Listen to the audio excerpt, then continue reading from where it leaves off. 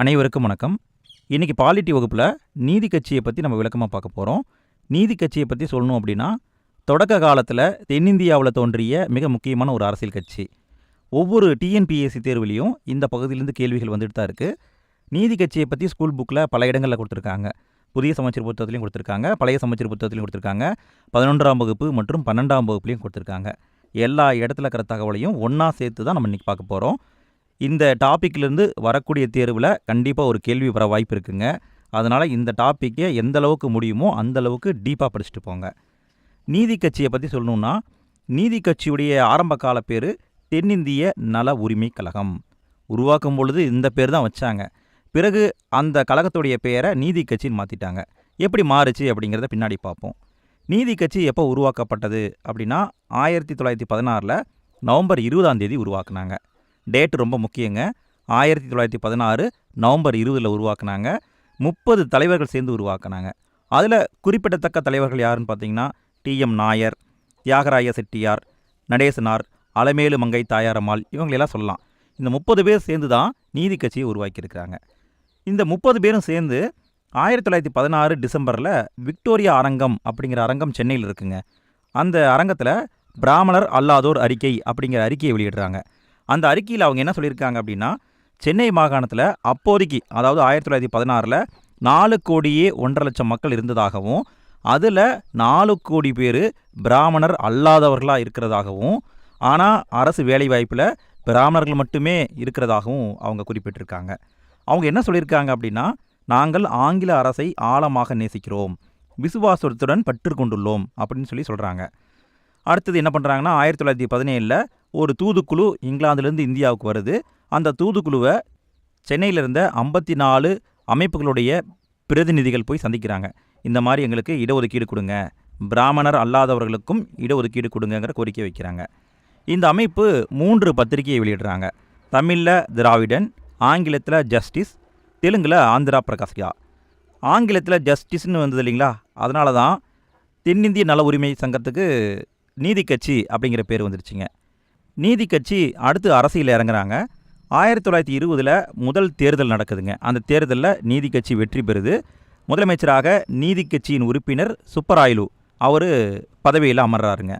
அடுத்து 1926 திரும்ப எலெக்ஷன் நடக்குது. அந்த எலெக்ஷனில் நீதி கட்சி ஜெயிக்கல, சுயராஜ்ய கட்சி வெற்றி பெறுது. ஆனால் அவங்க ஆட்சி அமைக்க மறுத்துட்டாங்க. அதனால் சுயேட்சை வேட்பாளராக இருந்த சுப்பராயலு அவர் என்ன பண்ணுறாருன்னா திரும்பவும் ஆட்சி அமைக்கிறாரு. அடுத்து 1930 எலெக்ஷனு. 1930 நீதி கட்சி வெற்றி பெறுது. முதலமைச்சராக முனுசாமி நாயுடு அவர் முதலமைச்சராக அமர்றாருங்க. அடுத்து 1932 எலெக்ஷன் வருது.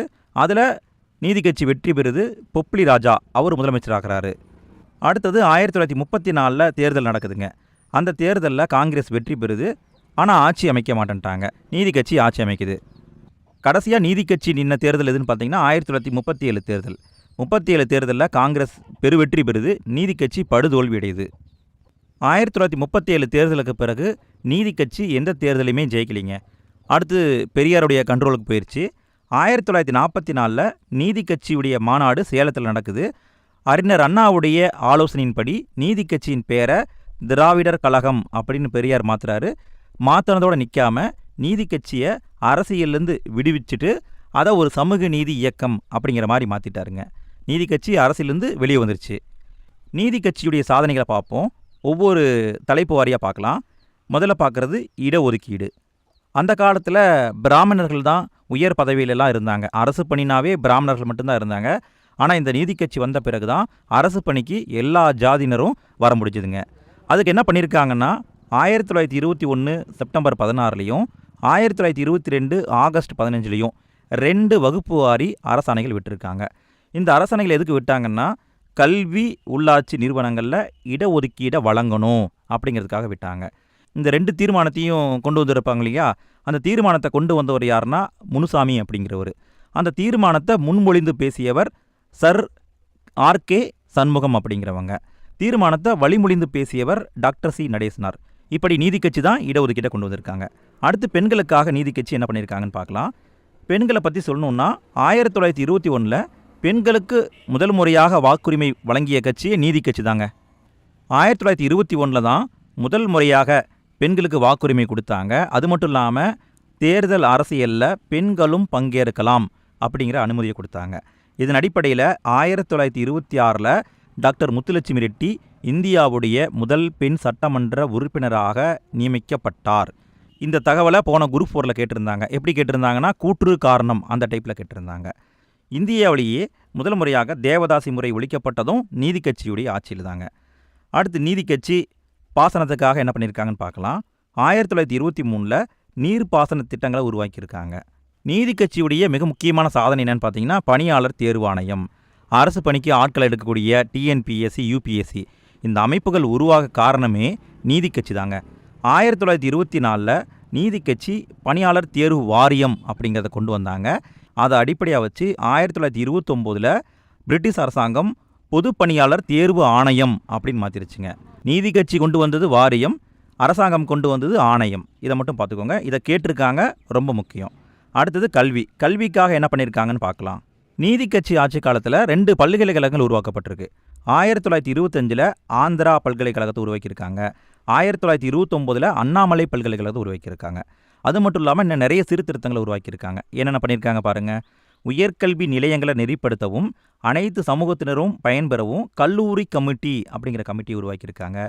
சென்னையில் 1000 விளக்கு பகுதியில் தியாகராய செட்டியாரால் இலவச மதிய உணவு திட்டம் கொண்டு வரப்பட்டிருக்கு. அது மட்டும் இல்லாமல் ஆயுர்வேதம், சித்த மருத்துவம், யுனானி மருத்துவம் போன்ற மருத்துவ கல்விக்கும் முக்கியத்துவம் கொடுத்துருக்காங்க. மருத்துவ கல்வின்னு சொல்லும் பொழுது அந்த காலத்தில், அதாவது 1920களில் மருத்துவ கல்வி, அதாவது மெடிக்கல் படிக்கணும் அப்படின்னா சமஸ்கிருத அறிவு அடிப்படையாக இருந்ததுங்க. அதை நீக்கிட்டு பிராமணர் அல்லாத மக்களும் மருத்துவக் கல்லூரிக்கு போகலாம், படிக்கலாம் அப்படிங்கிறத கொண்டு வந்ததே நீதி கட்சி தாங்க. அடுத்தது சமயம். சமயம் சார்ந்து நீதி கட்சி என்ன பண்ணியிருக்காங்கன்னு பாருங்கள். 1926 இந்து சமய அறநிலைய சட்டம் அப்படிங்கிற சட்டத்தை கொண்டு வந்தாங்க. இதை கேட்க வாய்ப்பு இருக்குது, நல்லா மனப்பாடம் பண்ணிக்கோங்க. 1926 இந்து சமய அறநிலைய சட்டம் கொண்டு வரப்பட்டது. தொழில் முன்னேற்றத்துக்காக நீதி கட்சி என்ன பண்ணாங்கன்னு பாருங்கள். புதிய நகரங்களை உருவாக்குனாங்க, தொழில் பேட்டைகளை அறிமுகப்படுத்தினாங்க, தொழிலாளர் நல சட்டங்களை கொண்டு வந்தாங்க, கூட்டுறவு சங்கங்களை மேம்படுத்தினாங்க, மிராசுதாரர் முறை அப்படிங்கிறத ஒழிச்சாங்க. இதெல்லாம் தொழில் வளர்ச்சிக்காக நீதி கட்சி பண்ண விஷயங்கள். அடுத்து ஏழைக்காக என்ன பண்ணாங்கன்னு பார்க்கலாம். ஏழைக்காக என்ன பண்ணியிருக்காங்கன்னா, அந்த காலத்தில் பஞ்சமர்களுக்கு நிலம் இல்லாமல் இருந்ததுங்க. பஞ்சமர்கள் அப்படிங்கிறவங்க ரொம்ப ஏழ்மையானவங்க, அவங்களுக்கு நிலம் கிடையாது. அவங்களுக்கு அரசே நிலத்தை ஒதுக்கி கொடுத்துருக்கு. அந்த நிலத்தை பஞ்சமி நிலம்னு சொல்லுவாங்க. அந்த காலத்தில் ஒடுக்கப்பட்ட மக்களை குறிப்பிட்ட கட்டுப்பாடுகளோடு வச்சுருந்தாங்க.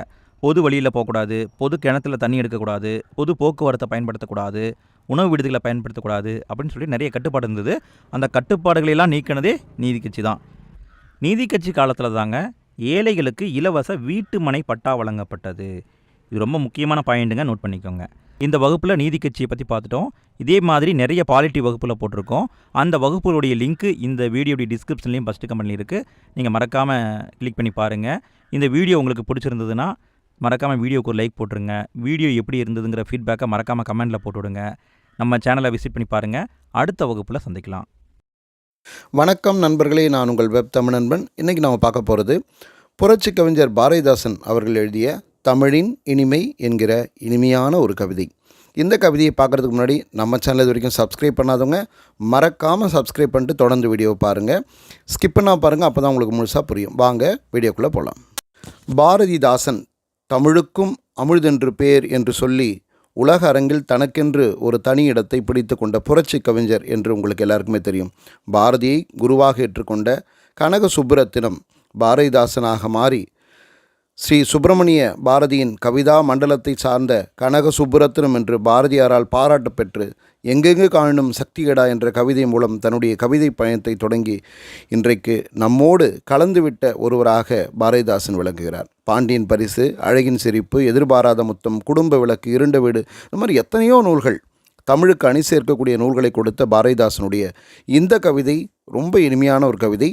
வாங்க கவிதையை பார்க்கலாம். தமிழ் மொழி குறித்த தன்னுடைய பார்வையை இங்கே பாரதிதாசன் பதிவு பண்ணுறார். தமிழ் எனக்கு எப்படி இருக்குது அப்படின்னா, கனியிடை ஏறிய சுளையும் முற்றல் கழையிடை ஏறிய சாரும் பனி மலர் ஏறிய தேனும் காய்ச்சு பாகிடை ஏறிய சுவையும் நனிபசு பொழியும் பாலும் தென்னை நல்கிய குளிர் இளநீரும் இனியன என்பேன் எனினும் தமிழை என்னுயிர் என்பேன் கண்டீர் அப்படின்னு பாடுறார்.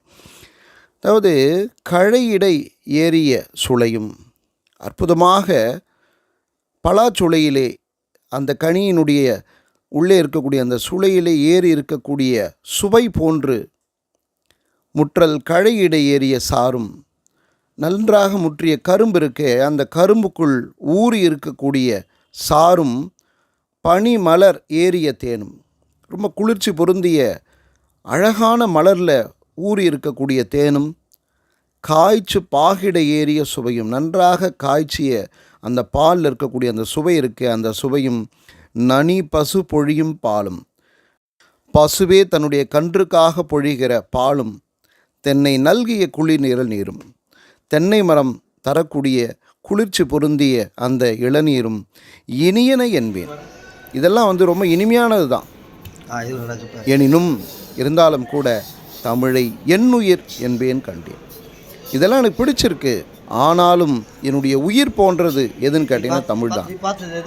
இங்கே பலாச்சுளையிலே ஊறி இருக்கக்கூடிய சுவையை விட, கரும்பிலே ஊறி இருக்கக்கூடிய சாறை விட, பனி மலரிலே ஊறி இருக்கக்கூடிய தேனை விட, காய்ச்சிய பாகிடையே ஊறி இருக்கக்கூடிய சுவையை விட, பசு பொழியக்கூடிய பாலை விட, தென்னை தரக்கூடிய குளிர் ஈலை நீரை விட எனக்கு இனிமையானது, உயிரை போன்றது எது என்றால்